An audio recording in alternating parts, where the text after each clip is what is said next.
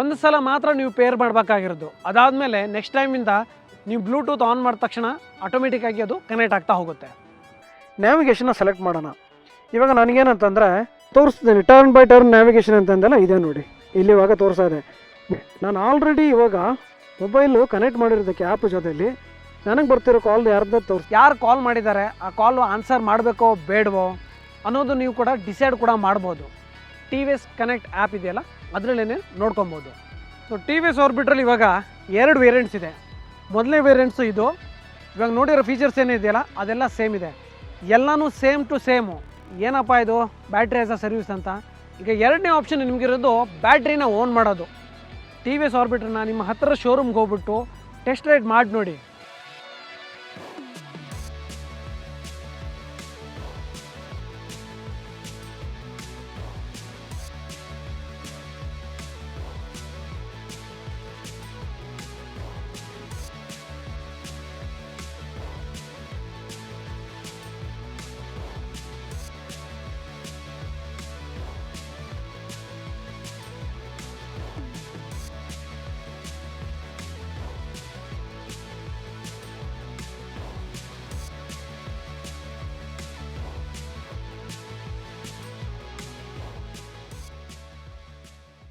EV ಅಂದರೆ ಬರೀ battery ಮತ್ತು ರೇಂಜು ಅಷ್ಟೇ ಅಲ್ಲ, ಅದ್ರ ಜೊತೆಲಿ ಸ್ಮಾರ್ಟ್ ಫೀಚರ್ಸ್ ಕೂಡ ಇರುತ್ತೆ. ನಿಮ್ಮ ಫೋನು ಸ್ಕೂಟ್ರಿಗೆ ಕನೆಕ್ಟ್ ಆದರೆ ಅಲ್ವಾ ಎಷ್ಟು ಚೆನ್ನಾಗಿರುತ್ತೆ. ನಮಸ್ತೆ ವೀಕ್ಷಕರೇ, ಇವತ್ತಿನ ವಿಡಿಯೋಗೆ ನಿಮಗೆಲ್ಲ ಸ್ವಾಗತ. ಇವತ್ತಿನ ದಿನ ನಾವು TVS ಆರ್ಬಿಟ್ರನ್ನ ಬ್ಲೂಟೂತಿಗೆ ಕನೆಕ್ಟ್ ಮಾಡಿದಾಗ ಏನೇನು ಫೀಚರ್ಸು ನಮಗೆ ಸಿಗುತ್ತೆ ಅನ್ನೋದನ್ನು ಒಂದೊಂದಾಗಿ ನೋಡೋಣ ಬನ್ನಿ.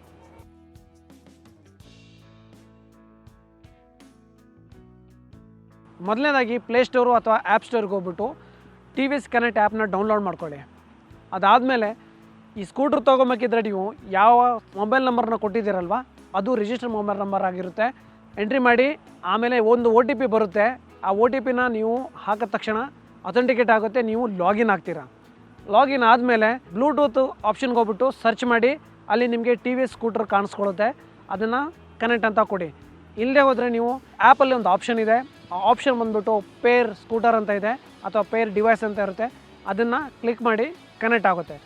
ಒಂದು ಸಲ ಕನೆಕ್ಟ್ ಆದಮೇಲೆ ನಿಮಗೆ ಡ್ಯಾಶ್ ಬೋರ್ಡ್ ಮೇಲೆ ಬ್ಲೂಟೂತ್ ಕನೆಕ್ಷನ್ ಸಕ್ಸಸ್ ಅಂತ ತೋರಿಸುತ್ತೆ. ಒಂದು ಸಲ ಮಾತ್ರ ನೀವು ಪೇರ್ ಮಾಡಬೇಕಾಗಿರೋದು. ಅದಾದಮೇಲೆ ನೆಕ್ಸ್ಟ್ ಟೈಮಿಂದ ನೀವು ಬ್ಲೂಟೂತ್ ಆನ್ ಮಾಡಿದ ತಕ್ಷಣ ಆಟೋಮೆಟಿಕ್ಕಾಗಿ ಅದು ಕನೆಕ್ಟ್ ಆಗ್ತಾ ಹೋಗುತ್ತೆ.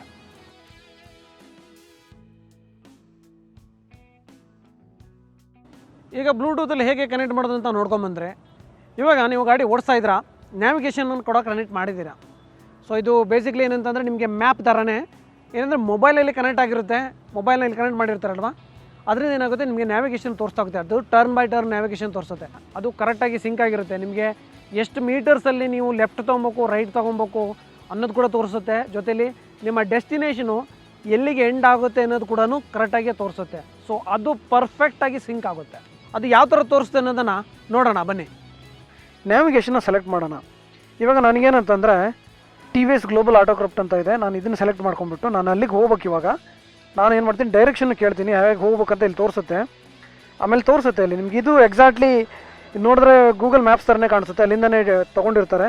ಈಗ ಸ್ಟಾರ್ಟ್ ನ್ಯಾವಿಗೇಷನ್ ಕೊಟ್ಬಿಟ್ಟು ನಾನು ಈಗೇನು ಮಾಡ್ತೀನಿ ಅಂದರೆ ಮೊಬೈಲ್ನ ಜೋಬಲ್ಲಿ ಇಟ್ಕೊಳ್ತೀನಿ. ಜೋಬಲ್ಲಿ ಇಟ್ಕೊಂಡ್ಬಿಟ್ಟು ಗಾಡಿನ ಸ್ಟಾರ್ಟ್ ಮಾಡ್ಕೊಂಡ್ಬಿಟ್ಟು ನಾನು ಇವಾಗ ಹೊರಡ್ತೀನಿ. ಇವಾಗ ನಾನು ಮ್ಯಾಪ್ ಕನೆಕ್ಟ್ ಮಾಡಿರೋದಕ್ಕೆ ಬ್ಲೂಟೂತಲ್ಲಿ ಆಲ್ರೆಡಿ ಕನೆಕ್ಟ್ ಆಗುತ್ತೆ, ಇಲ್ಲಿ ತೋರಿಸುತ್ತೆ ಹೆಡ್ ನಾರ್ತ್ ಅಂತ ತೋರಿಸುತ್ತೆ. ಈಗ ನಾನು ಹೊರಟಿದ್ದೀನಿ, ತೋರಿಸ್ತೀನಿ ಟರ್ನ್ ಬೈ ಟರ್ನ್ ನ್ಯಾವಿಗೇಷನ್ ಅಂತಂದೆಲ್ಲ ಇದೆ ನೋಡಿ, ಇಲ್ಲಿ ಇವಾಗ ತೋರಿಸ್ತಾ ಇದೆ. ಮುಂದೆ ಹೋಗ್ಬಿಟ್ಟು ಲೆಫ್ಟ್ ತಗೊತಾ ಇದೆ, ಅದು ಏನಂದರೆ 38 ಮೀಟ್ರು 40 ಮೀಟ್ರ್ ಅಂತ ತೋರಿಸುತ್ತೆ. ಆಮೇಲೆ ನಮಗೆ ಹೇಳುತ್ತೆ ಅದು ಮುಂದೆ ಹೋಗ್ಬಿಟ್ಟು ಮತ್ತೆ ಲೆಫ್ಟ್ ತೊಗೊಬೋದು, ಸ್ಟ್ರೇಟ್ ಹೋಗಿ. ಆಮೇಲೆ ಇವಾಗ ನಾನು ರೈಟ್ ತೊಗೊಳ್ತೀನಿ, ನೋಡೋಣ ಅವಾಗ ಏನು ಮಾಡುತ್ತೆ ಅಂತ. ನಾನು ರೈಟಿಗೆ ತೊಗೊಂಡಿದ್ದೀನಿ, ಲೆಫ್ಟ್ ತೊಗೊಂಡಿದ್ದೆಯಲ್ಲ, ಇವಾಗ ಮತ್ತೆ ತಿರುಗಿ ನನಗೆ ಕರೆಕ್ಟಾಗಿ ದಾರಿ ತೋರಿಸ್ತಾ ಇದೆ. ಇದು ಗೂಗಲ್ ಮ್ಯಾಪ್ಸಲ್ಲಿ ಏನಿದೆ ಅದೇ ಥರನೇ ತೋರಿಸುತ್ತೆ. ಸೊ ಇದನ್ನ ನಾನು ರನ್ ಮಾಡ್ಕೊಂಡು ಹೋಗ್ತಾ ಇರ್ತೀನಿ. ಇವಾಗ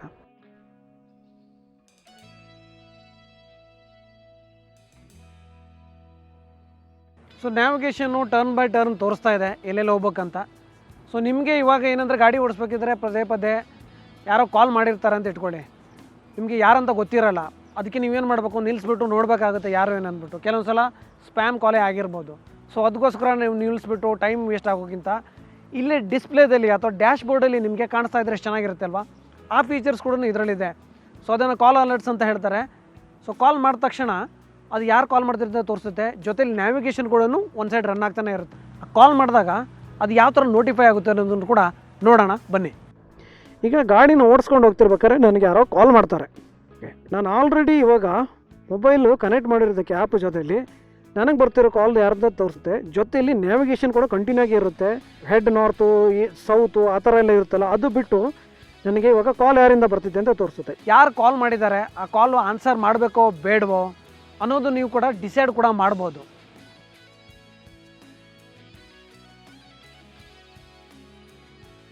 ಆ್ಯಪಲ್ಲೇ ನಾವು ಇನ್ನು ನಮಗೆ ಹತ್ತಿರದಲ್ಲಿರೋ ಚಾರ್ಜಿಂಗ್ ಸ್ಟೇಷನ್ ಯಾವುದಿದೆ ಅದನ್ನ ಫೇವ್ರೇಟ್ ಆಗಿ ನಾವು ಯಾವ ಥರ ಆ್ಯಡ್ ಮಾಡೋದು. ಸೊ ಇದು ಯಾವ ಥರ ಯೂಸ್ ಆಗುತ್ತೆ ಅಂತ ನೀವು ಅಂದ್ಕೊಳ್ತಾ ಇರ್ಬೋದು. ಈಗ ತಿಳ್ಕೊಳ್ಳಿ, ನೀವು ಯಾವುದೋ ಪ್ಲೇಸ್ಗೆ ಹೋಗ್ತಾ ಇದ್ದೀರಾ, ಓಕೆನಾ. ಬ್ಯಾಟ್ರಿ ಚಾರ್ಜು ಸ್ವಲ್ಪನೇ ಇದೆ, ನಿಮಗೆ ಇವಾಗ ಗೊತ್ತಿಲ್ಲ ಅದು ಏನು ಅಂದ್ಬಿಟ್ಟು ಎಷ್ಟು ಕಿಲೋಮೀಟ್ರು ಓಡುತ್ತೆ ಅಂತ ತೋರಿಸುತ್ತೆ. ಬಟ್ ನಿಮಗೆ ಹೋಗ್ಬಿಟ್ಟು ರಿಟರ್ನ್ ಬರಬೇಕು. ಈಗ 20 ಕಿಲೋಮೀಟ್ರ್ ಇದೆ, 10 ಕಿಲೋಮೀಟ್ರ್ ಇದೆ, ಹೋಗ್ಬಿಟ್ಟು ರಿಟರ್ನ್ ಬರಬೇಕು. ನಿಮಗೆ ಕೆಲಸ ಅಲ್ಲಿ ಒಂದು 2 ಅವರ್ ಇರುತ್ತೆ ಅಂತ ಇಟ್ಕೊಳ್ಳಿ. ಇವಾಗ ಚಾರ್ಜಿಂಗ್ ಸ್ಟೇಷನ್ನು ಇನ್ಫಾರ್ಮೇಷನ್ ಇದರಲ್ಲೇ ಸಿಗುತ್ತೆ ನಿಮಗೆ. ಸೊ ಅದರಿಂದ ನೀವೇನು ಮಾಡ್ಬೋದು ಅಂತಂದರೆ, ನೀವು ಹೋಗ್ತಿರೋ ಏರಿಯಾದಲ್ಲಿ ಸರ್ಚ್ ಮಾಡಿಬಿಟ್ಟು ಯಾವ ಚಾರ್ಜಿಂಗ್ ಸ್ಟೇಷನ್ ಇದೆ ಅಂತ ನೋಡಿಕೊಂಡು ಗಾಡಿನ ಓಡಿಸ್ಕೊಂಡು ಹೋಗಿ ಆ ಚಾರ್ಜಿಂಗ್ ಸ್ಟೇಷನಲ್ಲಿ ಚಾರ್ಜಿಗೆ ಹಾಕಿಬಿಟ್ಟು ನೀವು ನಿಮ್ಮ ಕೆಲಸನ ಮುಗಿಸ್ಕೊಂಬಿಟ್ಟು ರಿಟರ್ನ್ ಬಂದುಬಿಟ್ಟು ಗಾಡಿನ ತೊಗೊಂಡ್ಬಿಟ್ಟು ಬರ್ಬೋದು. ಸೊ ಇದು ನಿಮಗೆ ಚಾರ್ಜಿಂಗ್ ಸ್ಟೇಷನ್ ಡೀಟೇಲ್ಸು ಅಲ್ಲೇ ಅವೈಲೇಬಲ್ ಇರೋದಕ್ಕೆ ಹೆಲ್ಪ್ ಆಗುತ್ತೆ.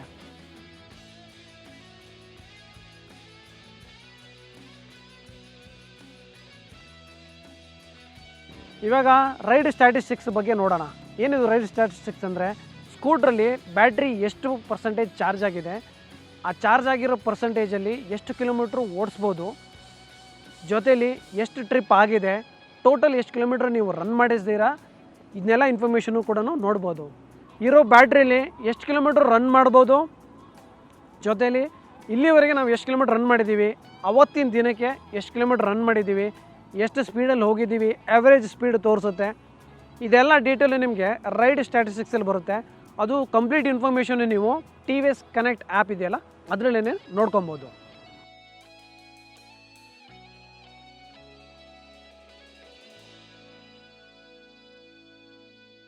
ಹಾಗೆ ಡ್ಯಾಶ್ ಬೋರ್ಡ್ ನೋಡಿ, ಇಂಡಿಕೇಟರ್ ಹಾಕಿದಾಗ ಇಲ್ಲಿ ಬರುತ್ತೆ. ಹೆಡ್ಲೈಟ್ ಆನ್ ಆದಾಗ ಒಂದು ಆಪ್ಷನ್ ಇದೆ, ಅಲ್ಲಿ ನೋಡಿ ಹೆಡ್ಲೈಟ್ ಆನ್ ಆದಾಗ ಹೆಡ್ಲೈಟ್ ಆನ್ ಬಟನ್ ತೋರಿಸುತ್ತೆ. ಸೈಡ್ ಸ್ಟ್ಯಾಂಡ್ ಹಾಕ್ಕೊಂಡಿದ್ದಾಗ ಸೈಡ್ ಸ್ಟ್ಯಾಂಡ್ ಇಲ್ಲಿ ತೋರಿಸುತ್ತೆ. ಆಮೇಲೆ ಏನಾದರೂ ನಿಮಗೆ ಇಶ್ಯೂಸ್ ಇದೆ ಗಾಡೀಲಿ, ಎರರ್ಸ್ ಇದೆ ಅಂತ ಅಂದಾಗ ಇಲ್ಲಿ ತೋರಿಸುತ್ತೆ. ಇದು ಮತ್ತು ನಿಮಗೆ ಇಂಡಿಕೇಟರ್ ತೋರಿಸುತ್ತೆ. ಇದಿಷ್ಟು ಡೀಟೇಲ್ಸ್ ಬರುತ್ತೆ. ಸೊ ಈ ಡ್ಯಾಶ್ ಬೋರ್ಡು LCD ಇಲ್ಲಿ ಕೊಟ್ಟಿದ್ದಾರೆ. ಸೊ ಇದರಿಂದ ಏನು ಅಡ್ವಾಂಟೇಜ್ ಅಂತ, ಬೇರೆ ಗಾಡಿಗಳಲ್ಲೂ LCD ಡಿಸ್ಪ್ಲೇನೇ ಕೊಟ್ಟಿರ್ತಾರೆ. ಇದರಲ್ಲಿ ಏನಂತಂದರೆ ನಿಮಗೆ ಸ್ವಲ್ಪ ಕ್ಲಾರಿಟಿ ಚೆನ್ನಾಗಿದೆ ಮತ್ತು ಸಿಂಪಲ್ ಆಗಿದೆ, ಕ್ರಿಸ್ಪ್ ಆಗಿದೆ, ಈಸಿಯಾಗಿ ಅರ್ಥ ಆಗಿಬಿಡುತ್ತೆ. ಸೊ ಚೆನ್ನಾಗಿ ಕೂಡ ಕಾಣಿಸುತ್ತೆ ಮತ್ತು ಕಲರಲ್ಲಿ ಕೂಡ ಇಟ್ಟಿರೋದ್ರಿಂದ ನಿಮಗೆ ಕಲರ್ ಕೋಡೆಡ್ ಇರೋದ್ರಿಂದ ಏನೇನು ಆಪ್ಷನ್ಗೆ ಏನೇನು ಅಂತ ಗೊತ್ತಾಗ್ಬಿಡುತ್ತೆ. ನೋಡಿ ಈಗ ಈಕೋ ಅಂತ ಎಲ್ಲನೂ ವೈಟಲ್ಲಿ ಕೊಟ್ಬಿಟ್ಟಿದ್ರೆ ಯಾವುದ್ಯಾವ್ದು ಏನೇನು ಅಂತ ಗೊತ್ತಾಗ್ತಾ ಇಲ್ಲ. ಇವಾಗ ಆರಾಮಾಗಿ ಓಕೆ ಗ್ರೀನಲ್ಲಿ ಏನೋ ಕೊಟ್ಟಿದ್ದಾರೆ, ಇದು ಈಕೋ, ರೆಡ್ಡಲ್ಲಿ ಬಂದುಬಿಟ್ರೆ ಓಕೆ ಸಿಟಿ ಮೋಡಲ್ಲಿ ರನ್ ಮಾಡ್ತಾ ಇದ್ದೀನಿ, ಇದೆಲ್ಲ ಡೀಟೇಲ್ಸ್ ಇಲ್ಲಿ ಕೊಟ್ಬಿಡ್ತೆ. ಸೊ TVS ಆರ್ಬಿಟ್ರಲ್ಲಿ ಇವಾಗ 2 ವೇರಿಯಂಟ್ಸ್ ಇದೆ. ಮೊದಲನೇ ವೇರಿಯಂಟ್ಸು ಇದು, ಇನ್ನೊಂದನೇ ವೇರಿಯಂಟ್ಸು ಯಾವುದಂತಂದರೆ ಅದು ಕೂಡ ಇದೇನೆ. ಏನು ಡಿಫ್ರೆನ್ಸ್ ಅಂತ ಅಂದ್ಕೊಂಡ್ರೆ V1 V2 ಅಂತ ಹೇಳ್ತಾರೆ. ಸೊ ಯೂಶ್ವಲಿ ಏನು ಮಾಡ್ತಾರೆ ಅಂದರೆ ಎಲ್ಲ ಬ್ರ್ಯಾಂಡಲ್ಲಿ V1ಇಂದ V2ಗೆ ತುಂಬ ಫೀಚರ್ಸಲ್ಲಿ ಇದರಲ್ಲಿ ಎಲ್ಲದನ್ನು ಏನು ಮಾಡ್ತಾರೆ ಅಂದರೆ ಚೇಂಜಸ್ ಇಟ್ಟು ರೇಂಜಲ್ಲಿ ಮಾತ್ರ V1 ನಿಮಗೆ 56 kilometres, V1 86 kilometres ITC range ಇದ್ದರೆ V2 158 ಕಿಲೋಮೀಟರ್ಸ್ ಇದೆ. ಅದು ಬಿಟ್ಟು ಸೇಮ್ ಗಾಡಿ, ಏನೂ ಚೇಂಜಸ್ ಇಲ್ಲ.